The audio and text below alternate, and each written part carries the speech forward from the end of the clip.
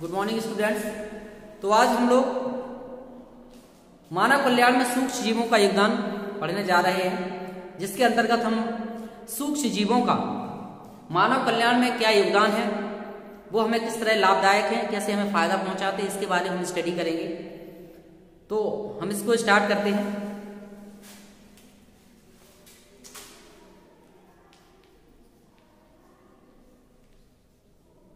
मानव कल्याण में सूक्ष्म जीव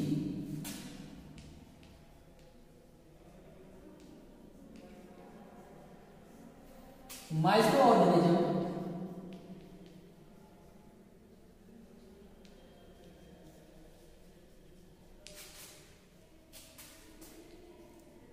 इन ह्यूमन वेलफेयर।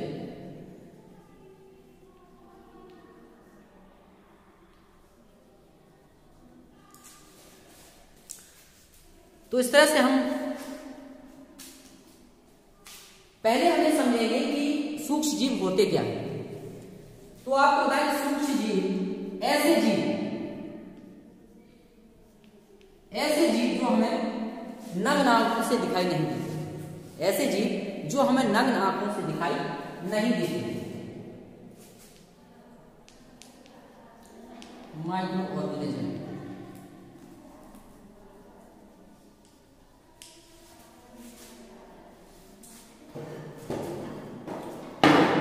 ऐसे जीव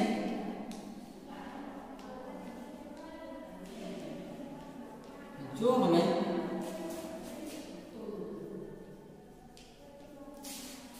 नग्न आंखों से,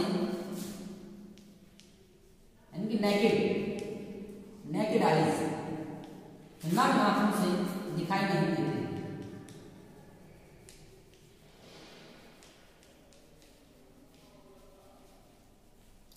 दिखाई नहीं देते सूक्ष्म जीव कहलाते हैं। सामान्यतः इन्हें देखने के लिए हम लोग इलेक्ट्रॉनिक माइक्रोस्कोप का यूज करते हैं, जिसकी सहायता से हम देखा जा सकता है। तो नग्न आंखों से हमें दिखाई नहीं देंगे ऐसे जीव में सूक्ष्म जीव कहलाते हैं। क्लियर है? इसी क्रम को हम जारी रखेंगे। एग्जाम्पल के तौर पे आप ले सकते हैं तो जीवाणु,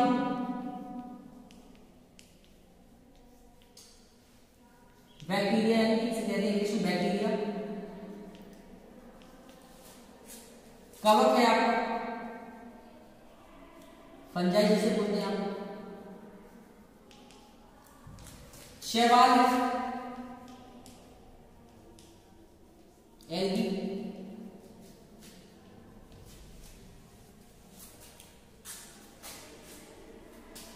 प्रोटोजोआ,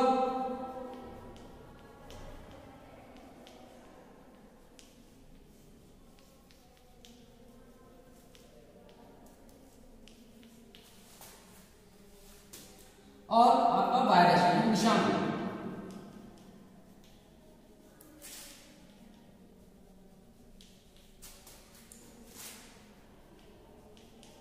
इत्यादि। तो जैसा कि आपने समझा कि सूक्ष्म जीव, मानव कल्याण में सूक्ष्म जीवों का योगदान हमें पढ़ना है, इसको हमें समझना बहुत अच्छा लेसन है और एग्जाम की दृष्टि से बहुत ही इंपॉर्टेंट बच्चों, आपको बता दें ये बहुत ही इंपॉर्टेंट लेसन है, बहुत ही इजी है और आप डेली की लाइफ में सूक्ष्म जीवों का बहुत ही योगदान है हमारी लाइफ में। ये बहुत ही हर जगह हमारे डेयरी प्रोडक्ट से लेके एग्रीकल्चर के क्षेत्र में और एंटीबायोटिक्स के प्रोडक्शन में इनका बहुत यूज होता है। तो इनका हर जगह यूज है। सूक्ष्म जीव जो है सर्वव्यापी होते हैं, यानी कि हर जगह पाए जाते हैं। ऐसी जगह पे पाए जाते हैं जहां पे नॉर्मल लाइफ पॉसिबल नहीं है। जैसे 100 डिग्री सेल्सियस पे भी बहुत सारे जीवाणु वगैरह पाए जाते हैं आपके। यू बैक्टीरिया है, जैसे यू बैक्टीरिया है, आर्की बैक्टीरिया है, माइकोप्लाज्मा है, ऐसे टिपिकल कंडीशन, ऐसी क्रिटिकल कंडीशन में पाए जाते हैं जहां पे नॉर्मल ह्यूमन लाइफ तो पॉसिबल है ही नहीं। तो ये सर्वव्यापी है कि हर जगह पाए जाते हैं जहां पे ह्यूमन एक्टिविटी पॉसिबल ही नहीं है। एक एक्सट्रीम कंडीशन में पाए जाते हैं, यानी कि गर्म झरनों की जगह पर, अधिक टेम्परेचर पे, अधिक दाब पर। तो इस तरह ऐसे और बर्फ की जगह पर जहां पर ऐसे माइनस टेम्परेचर हो, माइनस में टेम्परेचर बर्फ जहां पे जमी है वहां पे ऐसी ऐसी कंडीशन में पाए जाते हैं जहां पे नॉर्मल लाइफ तो पॉसिबल है नहीं, प्रतिकूल परिस्थितियों में पाए जाते हैं, एडवर्स कंडीशन में, जहां पे नॉर्मल लाइफ तो पॉसिबल है नहीं। तो ये सर्वव्यापी होती है, हर जगह आपको मिल जाए, गर्म झरनों के स्थान पे, बर्फीली जगहों पर, जमीन पर, आसमान में, हर जगह हमारे ह्यूमन एक्टिविटी यानी कि मानव शरीर के अंदर भी और पौधों में भी जो है जीवाणु पाए जाते हैं।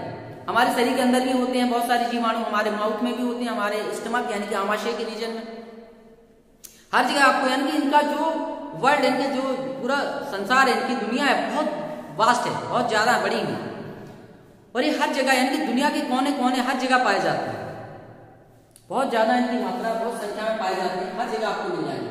तो मानव कल्याण के लिए यानी कि सूक्ष्म जीवों का बहुत योगदान है। अगर ये सूक्ष्म जीव ना हो तो बहुत सारी जो एक्टिव, बहुत सारी क्या नॉट, बहुत मतलब कह सकते हैं हम कि हर जगह जो इनका बहुत ज्यादा योगदान, बहुत सारे प्रोडक्ट बनाने में, हमारे शरीर में एटलीस्ट हमारी बॉडी में भी इनका बहुत सारा योगदान है, और कृषि के क्षेत्र में, और बहुत सारे डेयरी प्रोडक्ट बनाने में, जैसे दूध से दही बनाना, दूध से पनीर बनाना, और एंटीबायोटिक्स बनाने में, बाह्य मल के उपचार में, इनका हर जगह इनका यूज है।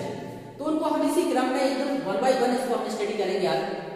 तो इसमें स्टार्टिंग में आप इसको रिपीट कर लीजिए, इस डेफिनेशन को याद कर लीजिए कि ऐसे जीव जो हमें नग्न आंखों से दिखाई नहीं देते हैं सूक्ष्म जीव कहलाते हैं। जैसे आपका जीवाणु है, शैवाल है, प्रोटोजोआ, फंजाई और विषाणु आदि, ठीक है। तो इसी क्रम में, और इसको अब इनका वास स्थान की अगर बात करूं तो मैंने जैसा कि बताया कि एक्सट्रीम कंडीशन में हर जगह सर्वव्यापी होती है, मनुष्य में भी पाए जाते हैं, पौधों में भी पाए जाते हैं, और गर्म झरनों की जगहों पर, नदियों में, जमीन की गहराई पर, और 100 डिग्री सेल्सियस टेम्परेचर पे, बर्फीली जगहों पर, हर जगह आपको ये मिल जाएंगे।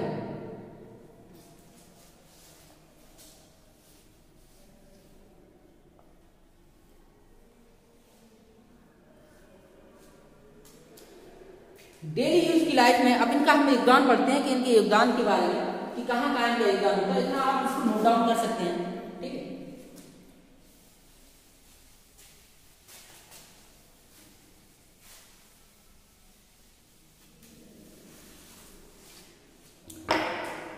सूक्ष्म जीवों का जो योगदान है वो निम्नवत है। सूक्ष्म जीवों का हम जो योगदान पढ़ेंगे वो निम्नवत है।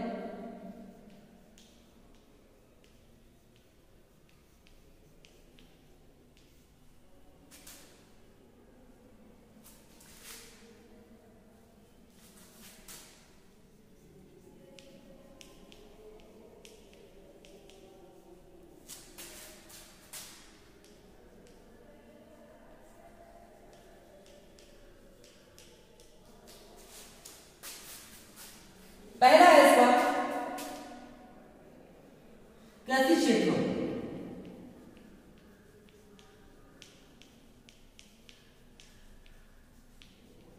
कृषि क्षेत्रों में, तो कृषि क्षेत्रों में दूसरा है हमारा प्रतिजैविक,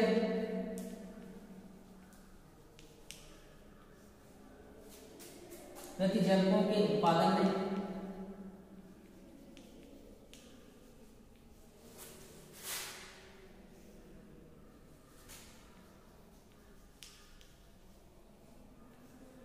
घरेलू उत्पादों में,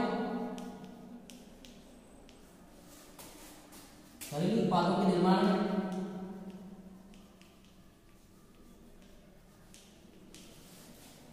नंबर 4 है हमारा उद्योगों में,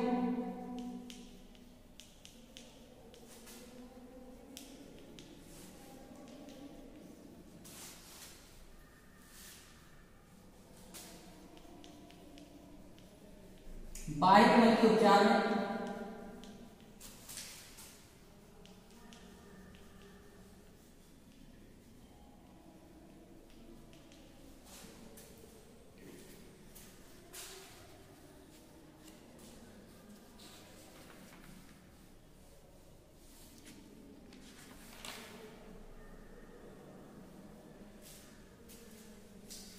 नेक्स्ट है ऊर्जा उत्पादन में,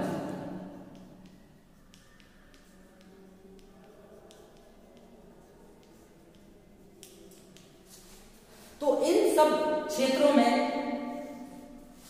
सूक्ष्म जीवों का योगदान इन क्षेत्रों में सूक्ष्म जीवों का बहुत योगदान है। यानी कि सभी क्षेत्रों में सूक्ष्म जीवों की सहायता से इन सब चीजों में जो है कृषि क्षेत्रों में हम उर्वरकता यानी कि बायो फर्टिलाइजर बना सकते हैं। प्रतिजैविकों के निर्माण यानी कि औषधि, प्रतिजैविक क्या होता है? एंटीबायोटिक्स जो हमारे शरीर के जो जीवाणु वगैरह है उनको मारने का काम करती हैं, यानी कि उनको जो है प्रतिजैविक एंटीबायोटिक्स के उत्पादन में सूक्ष्म जीवों को बहुत योगदान है। कवक है जैसे जीवाणु है, इनसे एंटीबायोटिक्स बनाई जाती हैं जो हमें बीमारी वगैरह फीवर वगैरह होने पर उसको हम लेते हैं। घरेलू उत्पादन के निर्माण में, घरेलू उत्पाद क्या है? घरेलू उत्पाद आपको जैसे दूध से दही बनाना, दूध से पनीर बनाना, खमीर बनाना, डबल रोटी बनाना, इन सब चीजों के निर्माण में सूक्ष्म जीवों का बहुत योगदान है। इन सूक्ष्म जीवों की सहायता से हम घरेलू उत्पाद बनाते हैं, दूध से दही का बनाना और दूध से पनीर का बनाना, डबल रोटी के निर्माण में, खमीर के निर्माण में, इन सब सिरका के निर्माण में, इन सब चीजों में इसका बहुत योगदान है। एक एक जो जीवाणु बैक्टीरिया जीवाणु कवक उनके योगदान से, उनकी एक्टिविटी से ये सब चीजें प्रोडक्ट बनाए जा सकते हैं। उद्योगों में, औद्योगिकरण में जैसे बियर, वाइन, विस्की, ये सब बनाने में जो सूक्ष्म जीवों को बहुत योगदान है। बियर, वाइन, विस्की, वोडका, रम, ये सब चीजें जो है सूक्ष्म जीवों की सहायता से बनाई जा सकती है। बाह्यमल के उपचार, बाह्यमल का उपचार के में बहुत सारे उनका योगदान है। बाह्यमल का जो अपघटन है, जैविक अपघटन करते हैं जीवाणु, उसको जो है और पूरा विखंडित करके तोड़ के इसको सड़ा देते हैं पूरी तरह अच्छे तरीके से, और जिससे वो विखंडित होकर सॉइल में मिल जाता है या फिर वो विखंडित हो जाता है पूरी तरीके से। ऊर्जा के उत्पादन, ऊर्जा के उत्पादन बहुत योगदान है इसका। एक समय आप देख रहे होंगे कि जो आपका जो नमी यानी कि आपकी नवीकरण ऊर्जा के स्रोत की अगर बात की, और या फिर कह सकते हैं कि जो हमारे परंपरागत स्रोत थे वो खत्म होने की कगार पे, जैसे कोयला वगैरह पेट्रोलियम से जो ऊर्जा प्राप्त कर रहे थे वो लगभग उनका एक निश्चित भंडारण है, निश्चित यानी कि वो फिक्स अमाउंट में ही है, कभी ना कभी वो खत्म हो जाएंगे। तो नए नए सोर्स खोजे जा रहे हैं जिससे कि जो ऊर्जा का उत्पादन किया जा सके। तो उसकी क्रम में ऊर्जा उत्पादन में सूक्ष्म जीवों को, जैसे गोबर से, डंग आपके काऊ का डंग है, भैंस का डंग है, यानी गोबर से ऊर्जा उत्पादन की जाती है। उसमें बहुत सारे बैक्टीरिया जो है अपनी एक्टिविटी करके उसको विखंडित करके, गोबर को विखंडित करके ऊर्जा उत्पादन करते हैं, ऊर्जा निकलती है जिससे, ठीक है। तो गोबर गैस के बनाने में, यानी ऊर्जा उत्पादन क्या है? गोबर गैस वगैरह बनाने में, जिसे गोबर गैस भी कहते हैं आप, बायोगैस कहते हैं।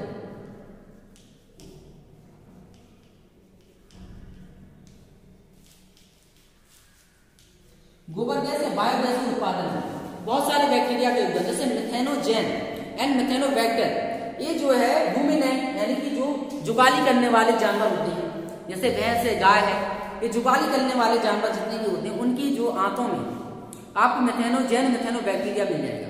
वो क्या करता है कि जो डंग पे यानी कि गोबर पे एक्टिविटी करके उसमें CH4 plus carbon dioxide gas निकलती है।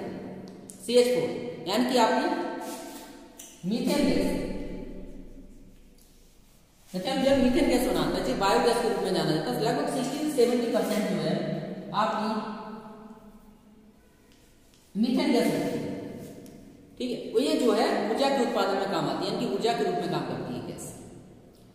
तो आज इसके बारे में इतना ही हम लोग डिस्कशन करेंगे। नेक्स्ट कल जो है इसको हम विस्तार से स्टडी करेंगे और आपको समझाएंगे कि क्या कैसे वर्क करता है, किसी चीज में कैसे कौन कौन से बैक्टीरिया आपके यूजफुल है, उन बैक्टीरिया के बारे में डिस्कशन करेंगे। जैसे राइजोबियम है, एजोबैक्टर है, एसिटोबैक्टर है, ये ऐसे बैक्टीरिया हैं जो वायुमंडलीय नाइट्रोजन को नाइट्रेट में चेंज करते हैं। वायुमंडलीय जो नाइट्रोजन होती है उसको नाइट्रेट में चेंज करती है, कार्बनिक एगों में चेंज कर देते हैं, जिसका यूज पेड़ पौधे अपनी वृद्धि में, अपनी ग्रोथ में करते हैं। क्योंकि पेड़ पौधे, आपको जैसा कि पता है कि पेड़ पौधे वायुमंडलीय नाइट्रोजन का यूज डायरेक्टली नहीं कर सकते, इसके लिए वो जो है जो बैक्टीरिया है आपके राइजोबियम है, एजोबैक्टर, एसिटोबैक्टर, वायुमंडलीय नाइट्रोजन को नाइट्रेट में या कार्बनिक एगों में चेंज करके इसका फिर जो सॉइल में मिक्स कर देते हैं, जिसका पेड़ पौधे यूज करते हैं अपनी ग्रोथ में। और कवक है कुछ फास्फोरस में चेंज कर देते हैं, फास्फोरस वगैरह देते हैं, और कुछ शैवाल वगैरह है वो इसकी जो उर्वरता बढ़ाते हैं, फर्टिलिटी बढ़ाते हैं, बायो फर्टिलाइजर के रूप में करते हैं। जैसे एजोला है, साइनोबैक्टीरिया है, नॉस्टक है, एनाबिना है, ये जो है उर्वरक का काम करते हैं, बायो फर्टिलाइजर जैव उर्वरक का, जिससे जो सॉइल होती है उसकी उर्वरता बढ़ती है, उसकी फर्टिलिटी बढ़ती है, ठीक है। तो हम कुछ आपको राइजोबियम वगैरह के बारे में पूरा क्लियर, एसिटोबैक्टर आपका एजोबैक्टर के बारे में कल ब्रीफली आपको हम डिस्कस करके वीडियो के थ्रू देंगे आपको। तो स्टे ट्यून, देखते रहिए वीडियोस। आपको टॉपिक बाय टॉपिक एक एक पॉइंट आपको समझा के वीडियो भेजे जाएंगे, तो कृपया इसको चैनल को सब्सक्राइब करें और लाइक करें, ठीक है। और इसी क्रम में आपको वीडियोस मिलते रहेंगे। तब तक के लिए थैंक यू सो मच।